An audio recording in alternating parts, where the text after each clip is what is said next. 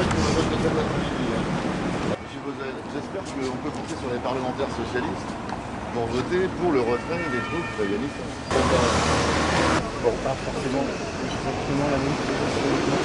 Vous savez, monsieur, moi je suis chargé d'un rapport d'évaluation et de contrôle de cette mission.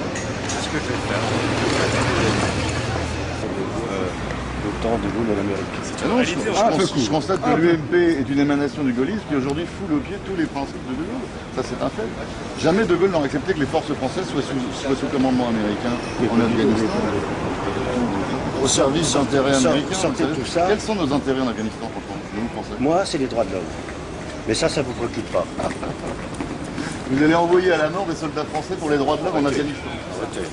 C'est du misérabilisme qui n'est pas du bon niveau. C'est la vérité. Non, je pense que pour sacrifier la vie d'un Français, il faut que ce soit pour la défense des intérêts vitaux de la nation. Les intérêts vitaux de la nation, les intérêts vitaux de la nation, ils sont aussi là, si c'était pour éviter d'avoir des bombes qui nous explosent dans les métros. Vous savez bien que ça, vous ne le repasserez pas, ce que je dis là. Mais on verra bien. Il faut respecter la nation, il faut respecter l'armée, il faut respecter nos soldats, il faut respecter leurs familles et il faut qu'on ne soit pas dans un engrenage stupide où on fait la guerre parce qu'on a commencé à faire la guerre. Vous voulez fixer une date de départ? Pas une date de départ, mais en tout cas, il n'y a pas de possibilité de dire on s'en ira quand on aura une victoire, puisque même les chefs militaires disent qu'il n'y a pas de victoire militaire possible. 25 sur 27. Est-ce que vous avez lu C'était De Gaulle d'Alain Perfit?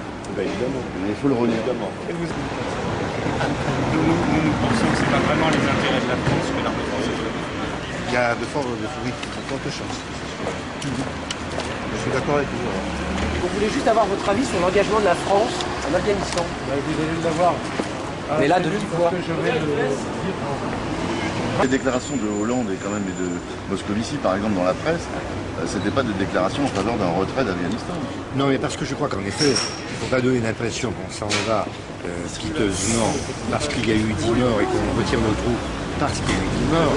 Il faut dans un premier temps dire, négocions, définissons les buts de guerre, puis ensuite, on ne s'enlise pas et on prend une ligne qui est pour le départ. On demande un retrait immédiat des troupes. Maintenant, on pense que ça doit être fait de manière sérieuse, ne serait-ce que pour leur propre sécurité à nos troupes. Et je pense que le travail qui est fait aujourd'hui de militarisation de l'armée afghane, de l'armée nationale afghane, l'absurdité c'est que l'armée nationale, on est en train de la former, mais on refuse de l'équiper parce qu'on a peur que les armes se retournent contre nous.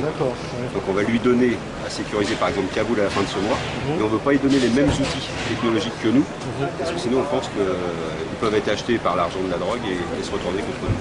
Donc on est vraiment dans un système qui est sans fin.